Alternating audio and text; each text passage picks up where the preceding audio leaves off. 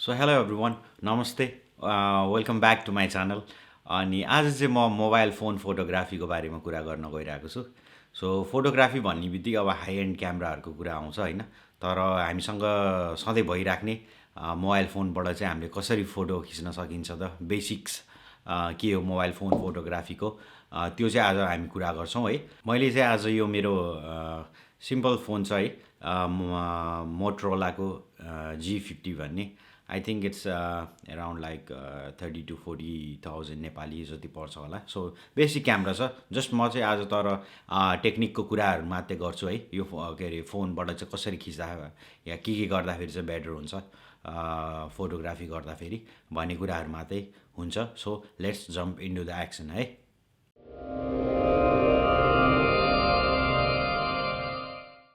So फर्स्टमै चाहिँ फोनबाट फोटो खिच्ने भन्ने बित्तिकै अब लेन्सहरू क्लिनिङ गर्ने होइन अनि त्यसपछि दुईवटा हातले मजाले समात्नुपर्छ फोन भन्ने जस्तो कुराहरू चाहिँ म त्यस्तो बेसिक कुराहरू चाहिँ गर्दिनँ है आई विल डाइरेक्टली मेन टेक्निकहरूको कुरा गर्छु सो फर्स्ट कुरा चाहिँ हो हामीले एकदम इम्पोर्टेन्ट आई थिङ्क जुन हो त्यो चाहिँ हामीले फोनमा चाहिँ ग्रिड लाइन हुन्छ जुन त्यो चाहिँ टर्न अन गर्नुपर्छ है त्यो चाहिँ एकदमै इम्पोर्टेन्ट हो जस्तो लाग्छ मलाई फोटोग्राफीमा चाहिँ ग्रिड लाइन अन गरेर चाहिँ त्यसको बेनिफिट्सहरू चाहिँ हामीले धेरै नै लिन सक्छौँ जस्तो ग्रिड लाइनले चाहिँ अब होराइजन ब्यालेन्सहरूदेखि लिएर सब्जेक्टलाई चाहिँ कसरी to the point exact in the middle in the frame होइन अब रुल अफ थर्ड त्यस्तो कुराहरू पनि आउँछ त्यो चाहिँ कसरी पोजिसन गर्ने आफ्नो सब्जेक्टलाई के कुरा खिच्न लागेको हो त्यसलाई चाहिँ ठ्याक्क बिचमा राख्ने या कुनै कर्नरमा राख्ने हो कि होइन त्यो कुराहरू गर्न चाहिँ एकदमै हेल्प गर्छ सो सुरुमा चाहिँ फोटोग्राफी गर्दाफेरि फोनबाट हामीले ग्रिड लाइन चाहिँ अन गर्नुपर्छ है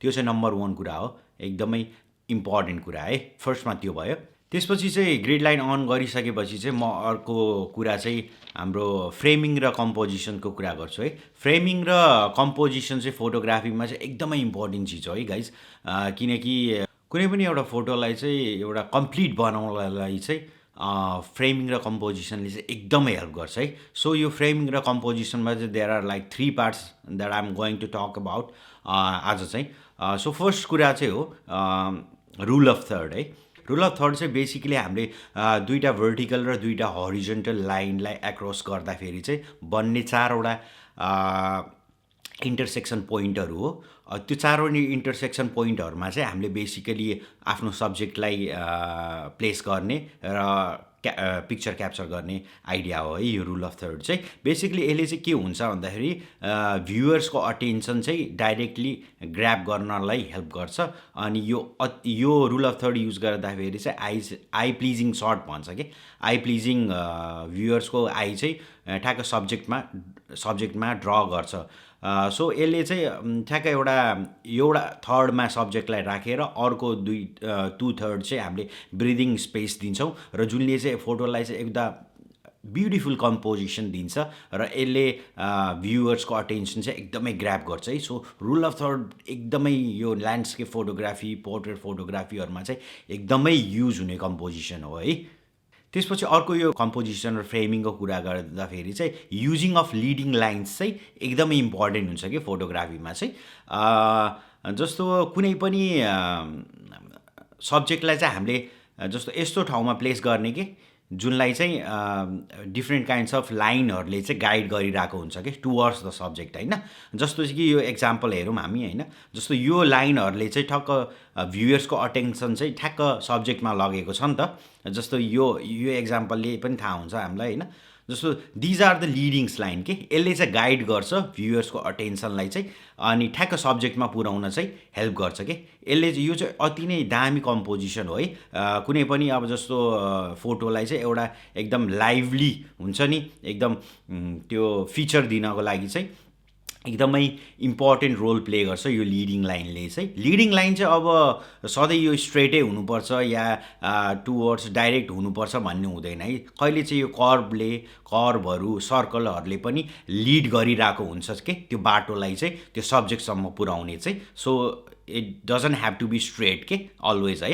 सो लिडिङ लाइन पनि एकदमै इम्पोर्टेन्ट कम्पोजिसन हो, फ्रेमिङ हो यो फोटोग्राफीमा चाहिँ, मोबाइल फोटोग्राफीमा चाहिँ एकदम इम्पोर्टेन्ट हुन्छ है। सो अर्को हामीले यो कम्पोजिसनको कुरा गर्दाखेरि चाहिँ मोबाइल फोटोग्राफीमा चाहिँ अर्को युज गर्न मिल्ने कम्पोजिसन भनेको हामीले चाहिँ सब्जेक्टलाई चाहिँ फ्रेममा राखेर विदिन अ फ्रेम प्लेस गर्ने कि सब्जेक्टलाई चाहिँ। जस्तो हाम्रो एउटा फ्रेम हुन्छ होइन, खिच्दाखेरि मोबाइलको एउटा फ्रेम हुन्छ नि त, तर सब्जेक्टलाई चाहिँ हामीले चाहिँ अलरेडी एउटा फ्रेमभित्र राख्नु मिल्छ कि। जस्तो त्यो चाहिँ अब हामीले लोकेसनहरू स्काउट गरेर त्यो सराउन्डिङ्सहरूलाई हेरेर होइन, कहाँनिर चाहिँ त्यो फ्रेमिङहरू हामीले बनाउनु मिल्छ, सब्जेक्टलाई कहाँ राख्यो भने चाहिँ एउटा फ्रेम जस्तो के अरे पर्सपेक्टिभ दिन्छ त भन्ने कुराहरू चाहिँ त्यो जब चाहिँ अब फोटोग्राफरको हुन्छ है।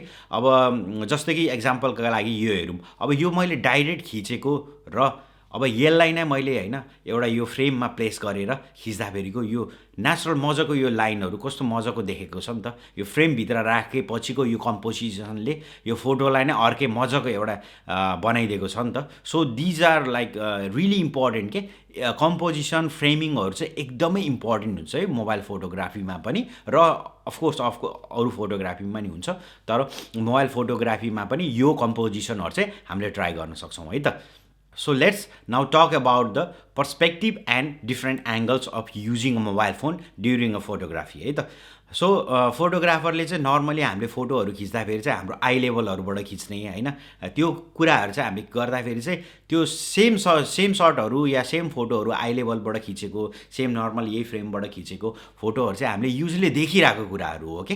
त्यो कुराले गर्दाखेरि नि भ्युयर्सको अटेन्सन चाहिँ अलिकति ग्र्याब गर्न चाहिँ मजाले केही डिफ्रेन्ट फिल दिन चाहिँ यसले हेल्प गर्दैन है, किनकि हामीले हेरिरहेको कुराहरू हो नि त। त्यो केही नयाँ कुराहरू भयो भने भ्युयर्सको अटेन्सन एकदम ग्र्याब गर्न सजिलो हुन्छ नि त। सो यो पर्सपेक्टिभ र एङ्गल पनि हामीले आफ्नो रिक्वायरमेन्ट अनुसार अथवा आफूले आफ्नो सोच अनुसार चाहिँ चेन्ज गर्नु मिल्छ। जस्तो यो फोटो मैले अब यही सब्जेक्टलाई मैले नर्मली प्रेस गरेर सिधै डाइरेक्ट खिचेको यो फोटो र यहीलाई अलिकति मोडिफाई चेन्ज गरेर मैले चाहिँ लोअर पर्सपेक्टिभ युज गर्छु है। सपोज म अलिकति तल जान्छु अनि त्यसपछि हल्का तलबाट लो एङ्गलबाट यही फोटो खिच्ने ट्राई गर्छु र यो फोटोको अब हेर्नु है त कस्तो डिफ्रेन्ट छ नि त होइन, कस्तो डिफ्रेन्ट फिल दिएको छ कि। यही फोटो फ्रेमिङलाई एउटा एङ्गल डिफ्रेन्ट लो एङ्गलबाट मैले सब्जेक्टलाई चाहिँ माथि प्लेस गरेर खिचेको भयो नि त यो फोटो। सो यसले नै अलिकति भ्युयर्सको एटेन्सन चाहिँ ग्र्याब गर्छ कि, फोटो हेर्दाखेरि कस्तो आई प्लिजिङ डिफ्रेन्ट एङ्गलहरू युज गर्ने, त्यही त हो नि होइन। कसरी हुन्छ हामीले फोटोलाई चाहिँ एउटा मजाको कम्पोजिसन दिएर मजाको डिफ्रेन्ट पर्सपेक्टिभबाट क्याप्चर गर्न कोसिस गर्ने हो नि त। किनकि नर्मल फोटोहरू हामीले यो आई लेभलबाट ड्याङ्ग यसरी त खिचिरहेको हो नि त, युजली खिचिरहेको हुन्छ। सो त्यो चाहिँ अब रेगुलर एउटै कुरा हेर्दाखेरि चाहिँ सधैँ मजा आउँदैन नि त, केही नयाँ कुराहरू ट्राई गर्दाखेरि डिफ्रेन्ट मजा आउँछ। सो त्यही नै हो है। जस्तो कि अर्को एक्जाम्पल दिन्छु, यही अब जस्तो नर्मल सर्ट भइहाल्यो, अब यही सब्जेक्टलाई यही कुरालाई मैले सपोज सब्जेक्टलाई मैले तल राख्छु र म आफू माथि गएर चाहिँ होइन पहिलाको कुराहरू जस्तो होराइजन ब्यालेन्सहरू भयो, पहिलाको यो फ्रेमिङ र कम्पोजिसनहरूलाई पनि मिलाएर सब्जेक्टलाई चाहिँ प्लेस गरेर bird I point of view भन्छ नि, त्यो कुराहरू युज गर्नु मिल्छ कि। जस्तो सब्जेक्टलाई चाहिँ तल राख्ने, आफू चाहिँ माथिबाट गएर खिच्न मिल्यो नि त। यसले पनि एउटा डिफ्रेन्ट एङ्गल दियो, डिफ्रेन्ट पर्सपेक्टिभबाट हेर्न मिल्यो नि त। फोटोलाई अलिकति प्लिज बनाउँछ कि, अलिक अट्र्याक्टिभ बनाउँछ, हेर्दाखेरि नै अलिक मजाको देख्छ नि त। यसले कसरी आई लेभलबाट खिच्नु र यही डिफ्रेन्ट एङ्गल युज गर्नु त डिफ्रेन्ट हुन्छ नि त। सो त्यही कहिले कहिले हामीले लो पर्सपेक्टिभ गएर तल गएर होइन खिच्न ट्राई गर्ने, अब कहिले चाहिँ त्यही सेम जस्तो सब्जेक्टलाई चाहिँ तल राख्ने, आफू अलिकति माथि चढ्न मिल्छ कि, अलिकति हाइटमा गएर खिच्न मिल्छ कि, जस्तो होइन त्यो मजाको ब्याकग्राउन्डदेखि लिएर फोरग्राउन्डहरू हामीले इन्क्लुड गर्न मिल्छ कि, त्यो कुराहरू हामीले पर्सपेक्टिभ र एङ्गलमा चाहिँ हामीले थप्नु मिल्ने कुरा हो कि। यो मोबाइल फोटोग्राफीमा कसरी बेस्ट बनाउने भन्ने त डिफ्रेन्ट चिजहरू ट्राई गर्नु मिल्यो नि त। जस्तो पर्सपेक्टिभ र योमा हामीले लो जानु मिल्यो या हाई गएर गर्नु मिल्यो नि त। सधैँ यही आई लेभलबाट खिच्नु बाहेक अरू त्यो कुराहरू हामीले ट्राई गर्न मिल्यो है त।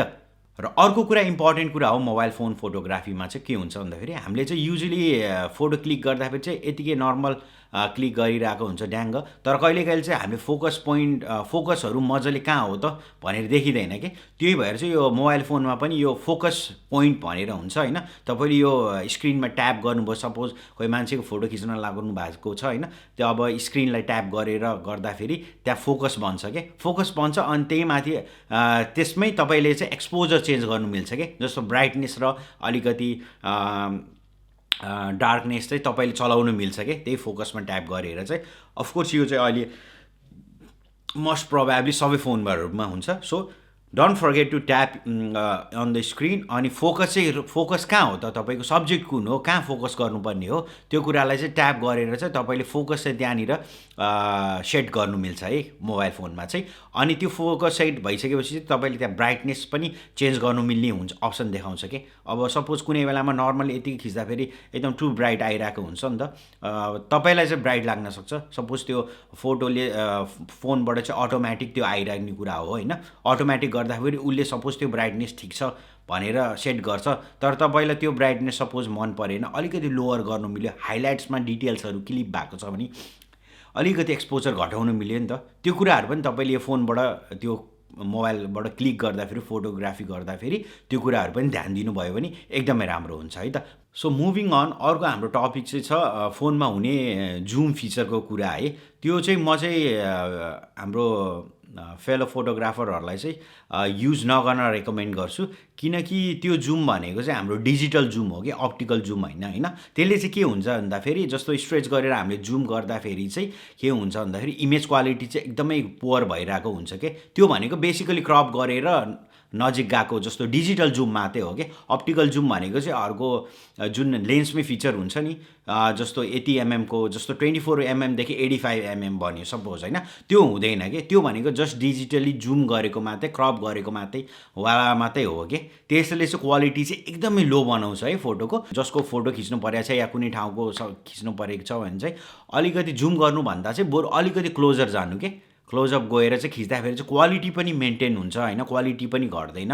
र पछि अब तपाईँलाई के अब त्यही अनुसारले क्रप गर्नु छ भने पोस्टमा त अफकोर्स एडिटिङमा त तपाईँको त्यो फिचर त छँदैछ नि त, तपाईँले त्यहीँबाट जुम गर्नु पर्दैन कि। सो त्यसको लागि चाहिँ मैले यो चाहिँ जुम फिचर चाहिँ युज गर्नलाई रेकमेन्ड गर्दिनँ है, यो जुम फिचर चाहिँ।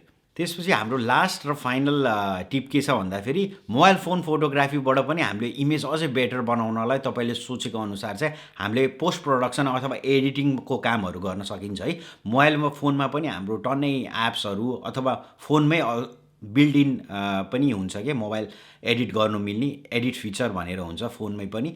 अब किनकि कहिले कहिले अफकोर्स ड्युरिङ द सुट होइन, कहिले कहिले केही इमेजहरू आफूले सोचे जस्तो आउँदैन नि त, त्यो कुराहरू चाहिँ हामीले पोस्टमा मिलाउनु, पोस्ट प्रोडक्सन अथवा एडिटिङमा चाहिँ मिलाउनु पर्ने हुन्छ। जस्तो लाइट चेन्जहरू गर्ने या स्याडोज अथवा हाइलाइट्सहरू, त्यहीमाथि कलर टेम्परेचरहरू चेन्ज गर्नुपर्ने या कुनै क्रप गर्नु पऱ्यो या तपाईँलाई रुल अफ थर्डहरू बनाउन पऱ्यो भने त्यो कुराहरू हामीले सबै पोस्टमा पनि गर्न सकिन्छ नि त होइन। र मोबाइल फोनमा पनि डिफ्रेन्ट दामी एपहरू छ है त्यो एडिट गर्न मिल्ने, जस्तो यो हाम्रो स्न्यापसिट छ, मोबाइल लाइट रुम छ होइन, पिक्सआर्ट छ, त्यसपछि यो VSCO भनेर छ होइन। There are lot of different अति नै दामी एपहरू होइन, जुनबाट चाहिँ हामीले हाम्रो डिफ्रेन्ट एडिटिङ टुल्सहरू चाहिँ युज गरेर चाहिँ फोटोलाई अझै बेटर बनाउन सकिन्छ है। मैले पनि जस खिच्दाखेरि फोनबाट खिच्दाखेरि नि रमा सकेसम्म रमा अनि त्यसपछि प्रो मोडमा खिचिरहेको हुन्छु, किनकि त्यसले गर्दाखेरि चाहिँ पछि एडिटिङमा चाहिँ अलिकति फ्लेक्सिबिलिटी आउँछ, अलिकति मजाले एडिट गर्ने बाटोहरू हुन्छ कि रमा खिच्दाखेरि चाहिँ। So I will also prefer you to shoot in raw if possible होइन, प्रो मोडमा खिच्नु यदि आउँछ भने चाहिँ त्यो पनि एकदमै बेटर वे हो है आफ्नो फोटोग्राफीलाई इम्प्रुभ गर्नलाई चाहिँ। So that's it guys. यो मोबाइल फोटोग्राफीको गेमलाई चाहिँ अझै इम्प्रुभ गर्न चाहिँ तपाईँहरूले एकदमै प्र्याक्टिस गर्नुपर्ने हुन्छ है, ट्रायल एन्ड एरर गर्दै जानु, अझै प्र्याक्टिस गर्नु, यो भनेको कम्पोजिसनहरू अनि डिफ्रेन्ट पर्सपेक्टिभहरू, डिफ्रेन्ट एङ्गलहरू ट्राई गर्नु, न्यू थिङहरू ट्राई गर्नु, अरू पनि यस्तो भिडियोहरू रिलेटेड हरू पनि भेट्न सक्नुहुन्छ। अझै रिसर्चहरू गर्नु, प्र्याक्टिस गर्नु है, अनि बल्ल इम्प्रुभ हुन्छ मोबाइल फोटोग्राफी गेम चाहिँ। त्यस्तो हामीले सोचेको जस्तो सजिलो पनि छैन र हामीले सोचेको जस्तो गाह्रो पनि छैन है। सो जति प्र्याक्टिस गर्नुहुन्छ त्यति नै इजी हुँदै जान्छ। I hope you got my all यो मेन्सन भएको पोइन्टहरू चाहिँ अझै रिपिट गर्दै जानु, प्र्याक्टिस गर्दै जानु। So I hope you like this video guys. अनि यो भिडियो मन पऱ्यो भने चाहिँ अरू साथीहरूलाई पनि देखाउनु जो चाहिँ मोबाइल फोटोग्राफी गेममा चाहिँ इम्प्रुभ हुन चाहनुहुन्छ। अनि त्यसपछि मलाई सपोर्ट गर्न चाहनुहुन्छ भने चाहिँ च्यानललाई सब्सक्राइब पनि गरिदिनु होला प्लिज होइन। I really need more subscribers होइन। अनि त्यसपछि अरू कन्टेन्टहरू हेर्न चाहनुहुन्छ भने प्लिज कमेन्टमा चाहिँ सजेस्ट गर्नु होला कस्तो खालको कन्टेन्टहरू हेर्न चाहनुहुन्छ। अझै एक्टिभ हुँदै जाँदै अझै धेरै भिडियोहरू बनाउने ट्राईहरू गर्दै जान्छु म। So please do share these videos to other people also होइन। I hope you like my content. अनि यति भन्दै चाहिँ अहिलेलाई बिदा हुन्छु है। हस् त, जय नेपाल।